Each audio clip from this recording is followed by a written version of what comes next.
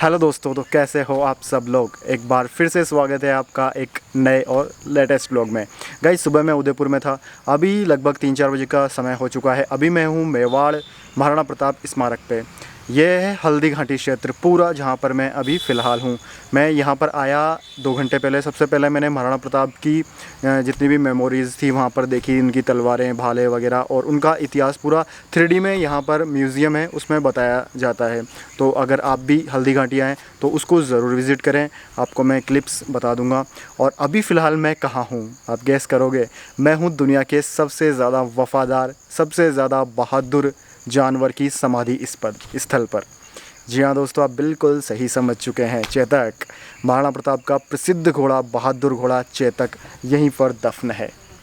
ये जो दिख रहा है आपको, ये समाधि स्थल है चेतक का। यहाँ पर चेतक को दफनाया गया है। चेतक के बारे में कुछ यहाँ पर लिखा हुआ है कि एक पाँव से घायल हो जाने के बाद भी साहसी चेतक अपने स्वामी महाराणा प्रताप को संकटापन्न स्थिति से रक्त तलाई से हल्दी घाटी के इस पार सुरक्षित ले आया। अपने प्राणों की बाजी लगाकर अंतिम नाले को लांघते हुए चेतक लड़खड़ाकर गिर पड़ा और इसके प्राण पखेरु उड़ गए। चेतक की स्मृति में यह स्मारक बनाया गया है। तो गाइज़, यही हुआ था हल्दी घाटी के युद्ध में। राजा मानसिंह के ऊपर वार करते हुए महाराणा प्रताप का घोड़ा घायल हो गया था हाथी की सूंड में फंसी तलवार से। तो वहाँ से महाराणा प्रताप को वो बचा के यहाँ तक तो ले आया, लेकिन जो आखिरी नाला था उसको पार करने के बाद में वो गिर गया और वहीं पर उसकी मौत हो गई। तो ये उसका समाधि स्थल है।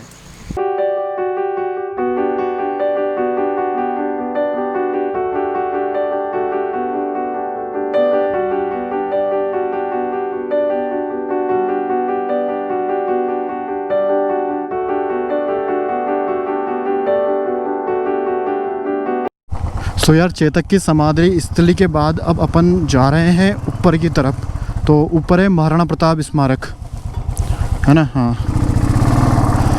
इधर ऊपर की साइड महाराणा प्रताप का स्मारक बना हुआ है। तो वहीं पर भी चलते हैं। हल्दी घाटी में पूरा इतिहास दफन है हल्दी घाटी के युद्ध का। आज पूरा विज़िट करना है अपन को। सो यार, चेतक समाधि के बाद अभी मैं आया हूँ महाराणा प्रताप स्मारक। तो महाराणा प्रताप स्मारक में आपको बता देता हूँ, ये पहाड़ी के ऊपर है। चारों तरफ का नज़ारा काफ़ी ज़ोरदार है। मैं एक पेड़ के नीचे छाया में हूँ थोड़ा। बाहर पीछे पूरा जंगल दिख रहा है मेरे पीछे। देखो क्या शानदार जगह है ये। और जो चेतक महाराणा प्रताप का स्मारक है वो यहाँ पर है।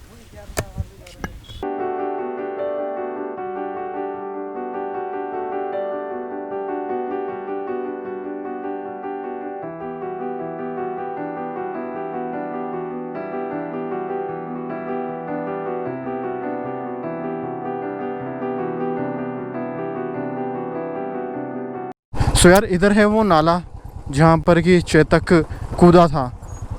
तो अभी हम उधर ही जा रहे हैं। अरे बाइक ले आओ,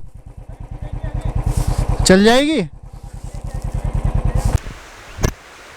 तो यार चलो, आपको 500 साल पहले ले चलते हैं। 500 साल पहले यहाँ पर कुछ इस तरह की घटना घटित हुई थी कि महाराणा प्रताप उधर से आ रहे थे हल्दी घाटी के युद्ध से लड़ाई करके। चेतक 3 टांग पे उनको लेके आया यहाँ पे। तो यहाँ पे नाला, जो कि अभी आपको बहुत छोटा दिखाई दे रहा है, ये किसी ज़माने में बहुत बड़ा हुआ करता था। हालांकि चौड़ाई अभी भी इसकी 24 फीट है। 24 फीट ही है ना। 24 फीट। इसको छलांग मारा, यहाँ से लेके गया महाराणा प्रताप को। और अभी जहाँ पर अपन गए थे चेतक समाधि स्थल, वहाँ तक गया चेतक और उसके बाद में लड़खड़ा कर वहीं पे गिर गया और वहीं पर उसका देहांत हो गया चेतक का। तो वहाँ पर समाधि है और ये है वो जगह जहाँ पर चेतक कूदा था। यही है इतिहास। सो यार, ये वो गुफा है जहाँ पर महाराणा प्रताप रहे थे। तो इसको भी देख के आते हैं कैसी गुफा है।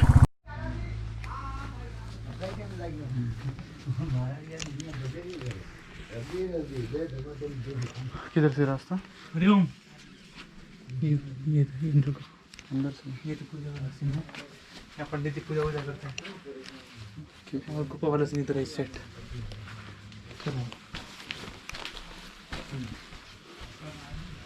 यहाँ पर मतलब महाराणा प्रताप की क्या कहानी है?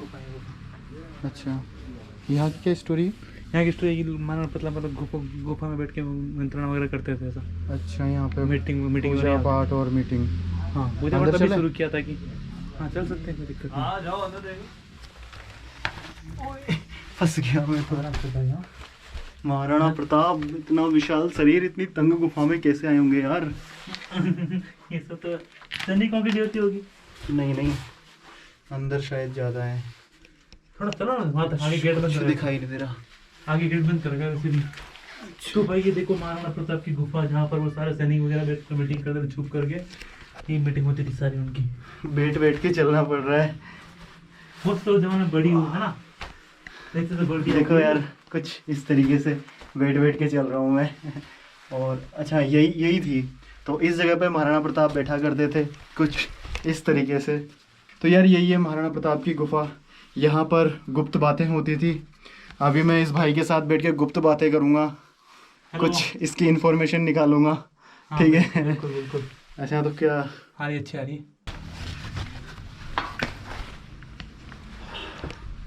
तो यार ये थी महाराणा प्रताप की गुफा। बाहर गणेश जी की बहुत बड़ी मूर्ति लगी हुई है।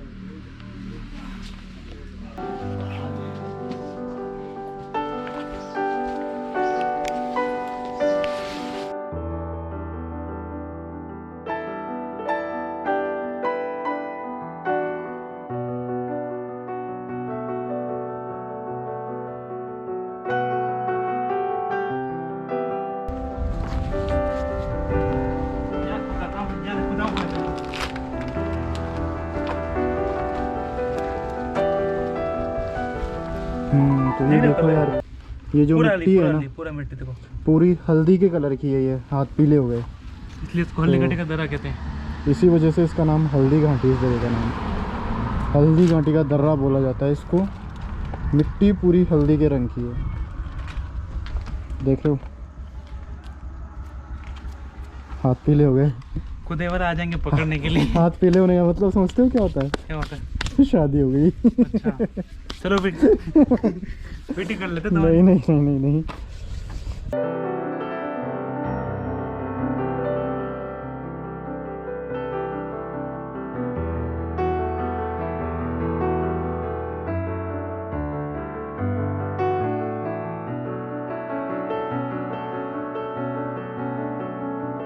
सो यार फ़िलहाल मैं उस जगह पे आ गया हूँ जहाँ पर हल्दी घाटी का युद्ध हुआ था, जिसके बाद में रक्त बहकर आया था और एक तालाब का रूप ले लिया था।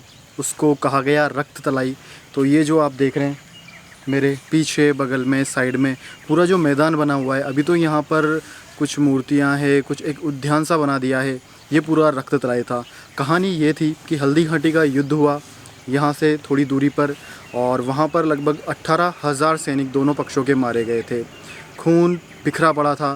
तभी मानसूनी बारिश हुई और बारिश और खून मिलकर यहाँ पर जमा हो गया। ये एक नीची जगह है और यहाँ पे एक तालाब का रूप ले लिया उसने, और पूरा तालाब खून से यानी कि लाल रंग से पूरा भरा हुआ था।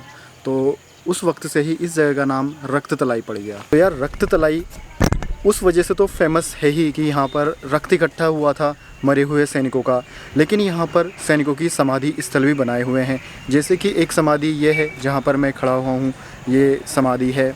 और जो हल्दी घाटी का युद्ध हुआ उसको कहा जाता है कि ये युद्ध कोई धर्म युद्ध नहीं था, यह युद्ध था मातृभूमि का युद्ध।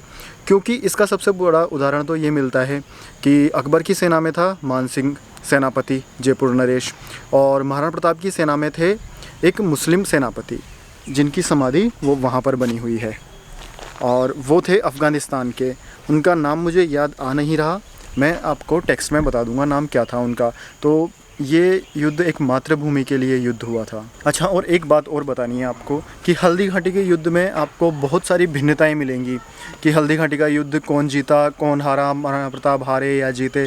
तो यह युद्ध महाराणा प्रताप जीते थे क्योंकि उनकी मौत नहीं हुई थी इस युद्ध में।